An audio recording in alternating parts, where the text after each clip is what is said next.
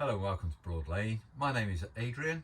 I'd like to demonstrate the internal workings on this Swift Elegance 2021 model. Thank you. So I'm now going to demonstrate the power supply unit in this Swift. We're just coming over to the offside front seat area, and I've already removed the cushions just to make it a bit easy. But this is made by a company called Sargent. It's called a power supply unit, PSU, and the model is the EC600. Not that that's too much to worry about, it's just the different variants and different models. This side of the PSU is all to do with mains electrics. This side is all to do with 12 volts. On the 12 volt side, all it is very simple. You got an on off switch and you've got a bank of fuses. Straightforward, couldn't be any more easier than that really. And on the main side of stuff, we have got the RCD. As we raise this panel up, we've got the RCD, which is this trip here, says RCD there, residual circuit device. Then we've got 3 MCBs. There are similar to fuses, but where a fuse blows you have to replace it. On an RCD, it just MCB, it's just resettable. So that's what you have there. But on the RCD, when you first couple up to mains electrics, you should test it to make sure it's going to trip. The way you test it, press that button in like so.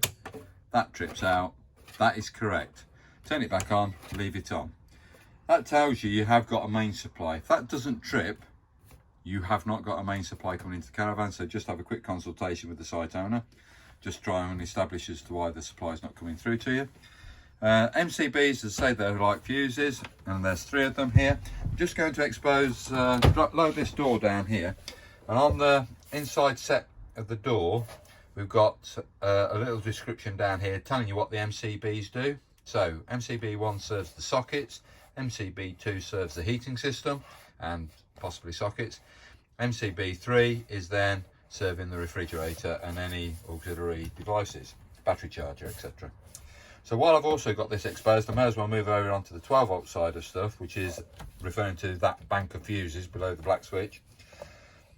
And it's got 1 to 10. Well, there's 13 as you can see listed, but the 11, 12 and 13 are all to do with motorhomes. So that's only applicable on a motorhome installation. When we're on touring caravans, as we are on this particular model right now, we've only got 10 fuses located in the fuse board. So I'm just going to raise that back up again. It does mention the size of the fuse, and it also mentions what it then serves. And if you come in back into the fuse board, you can see I'm missing 3 fuse holders there, and so therefore I've got 10 fuses here. Number 1 is a 25 amp fuse, then it goes 7.5, 10s, 5s, etc, etc. On that panel it will tell you what it serves.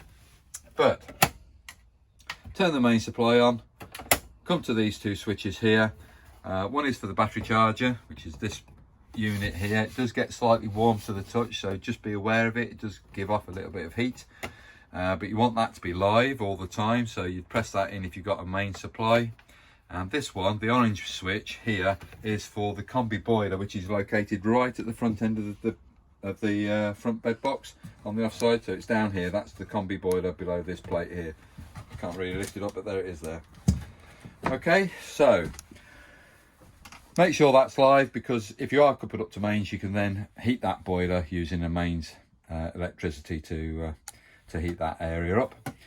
Right, on the 12 volt side, what we need to establish, and again when we're first setting up, that it is on, not in the off position. If you're in storage, it will mainly be in an off position, so I'll just do that. That's off. The switch is out. My finger won't go over the top of it easily, but if it's on, you can see it runs straight over the top. It's just recessed into that housing slightly. Okay, so from the power supply unit, once you've turned that system completely on, we're now going to go across to the command control panel immediately above the door. So immediately above the door, we've now got the command system. We come to the Swift logo, which is this emblem here. Press that in, the system comes live. We get a couple of bleeps. Just going to turn the other control panel off by the side of it. And this is the advanced settings. Now, this would already be set up when you have a vehicle from ourselves. We'll put the current date in and times, and this is to tell you the internal temperatures and humidity, etc, etc, etc. So we get lots of information here, but for yourself, all that you're interested in is really coming to that 12 volt distribution there. So we can turn internal lights on, for instance. We're starting to see some illumination within the vehicle. So that's how you turn lights on. This would be how you turn the awning light on the outside of the caravan. When the outer square is illuminated brighter, i.e. that becomes quite bright, that means it's on. So as you can see, that's now dull, and that's saying the awning light's on. If I want the water pump to work, hit that one. Yeah, okay, just lose that for a minute. And then that's come bright again, so I can now use my water pump system should I need to. And I can control heating and fridge and radio and settings. I can go back to settings. So there's various bits and pieces there, but there is a full video on the explanations of that command panel that will accompany any links that we send through. Thank you.